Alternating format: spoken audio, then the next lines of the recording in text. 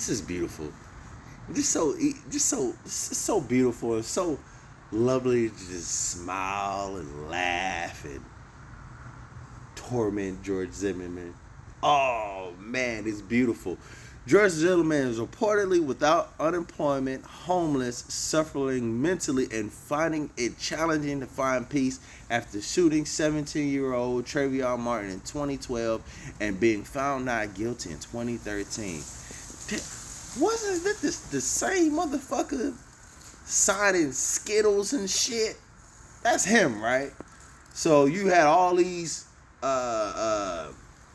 fucking Comic-Con like press conferences and shit, and you couldn't save none of that money, invest it, none of. Damn, I would have thought he was making a bag off of signing Skittles and disrespecting this young man's life. He was blatantly disrespectful towards this man. You could have did what you did and just kept it pushing. You could have just kept it pushing. Wasn't nobody gonna fucking touch you anyways. But you could have did what you did. You could have kept it pushing, and then eventually it would have died over. Of course, it would have been people that would have still been angry of it. But for the most part, when it's stuff like major stuff in the news, of course, it gets that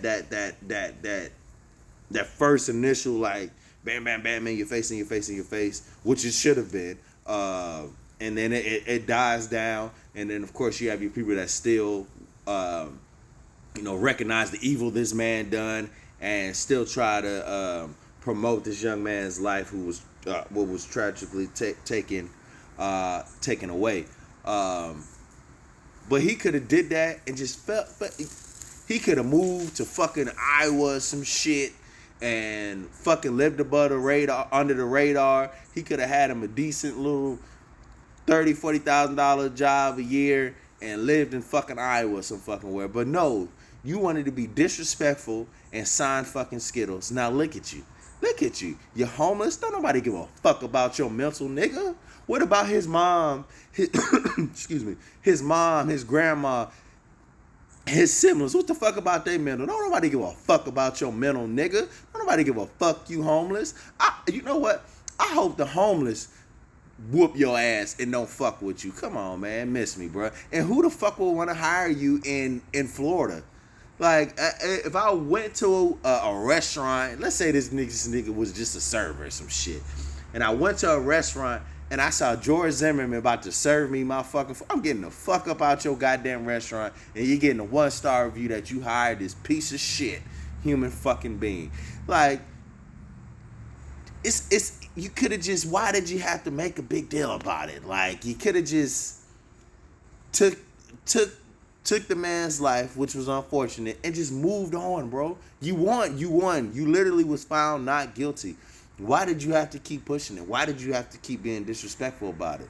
You want to know why? Because you wanted to pander to that right wing conservative who's stuck in this fucking matrix of they own every fucking thing and they really fucking don't. But I just don't get it. But regardless, it's beautiful to see that he's fucking miserable. And I hope from the bottom of my heart it gets worse for this man. I hope it gets worse. I hope he, being homeless, he accidentally stub his toe or some shit and it get infected and the nigga get gangrene and they gotta cut this nigga fucking foot off and he gotta roll around in Florida with no fucking foot. Fuck George Zimmerman.